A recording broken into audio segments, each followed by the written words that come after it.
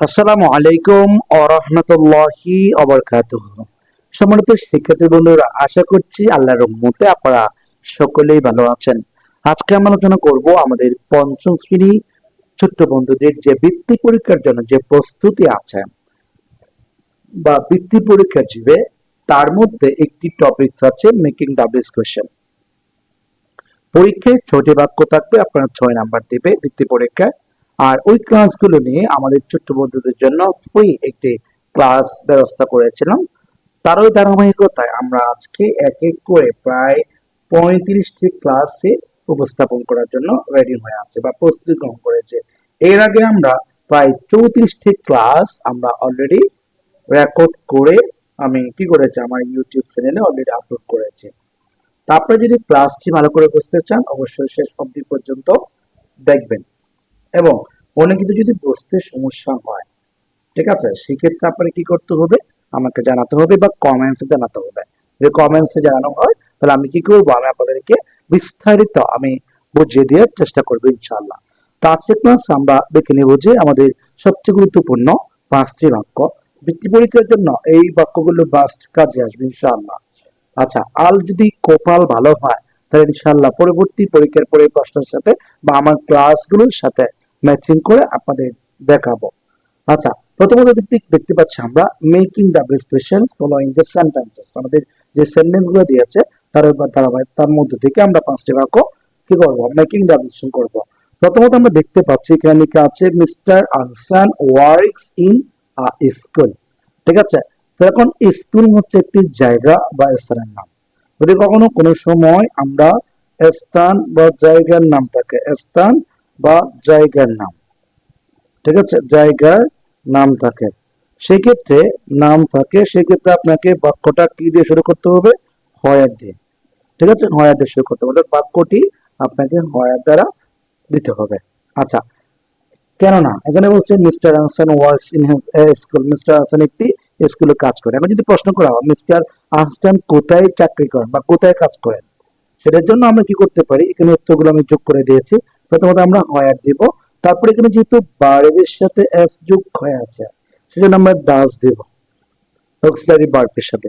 তারপরে আমরা সাবজেক্টটি বসাই দিব, তারপর ওয়ার্ক যা আছে এই ওয়ার্কটি আমরা এখানে বসাই দিতে পারি। কেননা যে ওয়ার্কস হচ্ছে সাবজেক্টের পরে ভার্বের সাথে এস বা ইএস যোগ আছে, আর সাবজেক্টের পরে ভার্বের সাথে যদি কখনো এস বা ইএস যোগ থাকে, আমরা ডাবল কোশ্চেন তৈরি করার সময় আমাদের এই জায়গা থেকে ডাস বসাতে হবে। ঠিক আছে, এই জিনিসটি সবে অনেক বেশি গুরুত্বপূর্ণ, আপনারা মনে রাখবেন। এরপরে আমরা আমাদের কি হচ্ছে, এখানে ডাবল কোশ্চেন তৈরি হয়ে গেল। এরপর আমরা পরবর্তী বি নাম্বার দেখবো। বি নাম্বার লিখে আছে a dress maker make dresses, makes dresses. একজন কি আছে, ড্রেস মেকার বা ড্রেস নির্মাতা, উনি সুন্দর ড্রেস তৈরি করেন। ঠিক আছে, আচ্ছা, এখন আমরা যদি এটা দেখতে যাই, সাবজেক্টের পরে ভার্বের সাথে এস আছে না, মেক্স আছে। আচ্ছা, যদি মেক্স থাকে সেটা হচ্ছে সাবজেক্টের পর যদি ভার্বের সাথে কখনো কোনো সময় আপনার এস বা ইএস যোগ হয়, সেটা হচ্ছে প্রেজেন্ট ইনডিফিনিট। আর যদি তোমার কোনো কিছু না হয় বা এস বা ইএস থাকে, সেক্ষেত্রে আমাকে ডাস বসাতে হবে। বাকিটি ক্রমান্বয়ে আমি বুঝিয়ে দিয়েছি। এরপর আমরা সি নাম্বার দেখবো। সি নাম্বার বলছে হি গ্রোস ক্রপস, তিনি শস্য উৎপাদন করেন। আচ্ছা, এখানে কি আছে, হি এর নিচে আন্ডারলাইন আছে। তো যদি কখনো কোনো সময় সাবজেক্টের জায়গায় আন্ডারলাইন থাকে, সেক্ষেত্রে আপনাকে প্রশ্ন করতে হবে হয় এন্ড দেয়া। ঠিক আছে, এখানে কি দিয়ে আছে, সাবজেক্ট হলে যদি এটা যদি নাউন হয়, সাবজেক্ট হয়, তো আমরা এখানে হু দ্বারা প্রশ্ন করব। বাকিটা যা যা আছে তা তা আমরা বসিয়ে দিব। বিশেষ গুরুত্বপূর্ণ নিয়ম হচ্ছে এটাই যে কখনো কোনো সময় যে সরাসরি যদি আপনার বাক্যের নিচে বা বাক্যের সাবজেক্টের নিচে বা অবজেক্টের নিচে আন্ডারলাইন থাকে, সেখানে আপনাকে কি করার জন্য, যে আপনাকে এভাবে করে তৈরি করার জন্য। আচ্ছা, তা আমরা প্রথমত হি এর জন্য হু বসালাম, তারপর নোস যা আছে ক্রস হুবহু বসিয়ে দিলাম। কেননা ইংরেজিতে দুইটা ওয়ার্ড আছে, একটা হচ্ছে হু আর একটা হচ্ছে হোয়াট। ঠিক আছে, হোয়াট, এই দুটো শব্দ যদি কখনো ডাবল কোশ্চেন করতে হয়, এই দুয়ের পূর্বে সরাসরি ডাস অথবা ডো বসতে পারো। আচ্ছা, এরপর আমরা কি করতে পারি, যে আমাদের এখানে এই সিনেমার বাক্যটা বোঝালাম।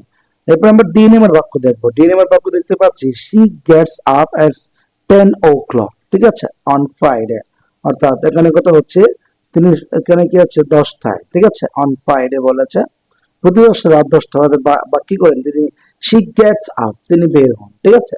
আচ্ছা, যখন এখানে একটা টাইম বা আন্ডারলাইন আছে তখন আপনাকে প্রশ্ন করতে হবে হোয়ার দ্বারা, ঠিক আছে, বা আমরা হোয়েন দ্বারা প্রশ্ন করতে পারি, when does she gets up on Friday, ঠিক আছে। চাইলে আমরা এভাবেও করতে পারবো।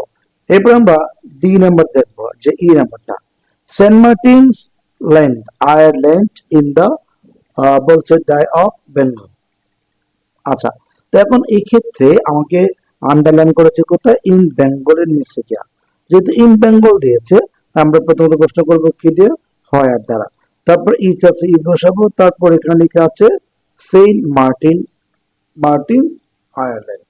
অর্থাৎ এখানে কথা হচ্ছে যে মানে হয়ার ইজ, অর্থাৎ এখানে আমরা যেভাবে আপনাকে দেখিয়ে দিলাম আপনি ঠিক সেভাবে যদি করেন, আশা করছি প্রত্যেকটি বাক্য আপনি পারবেন এবং প্রত্যেকটি আনসার আপনি উত্তর দিতে পারবেন।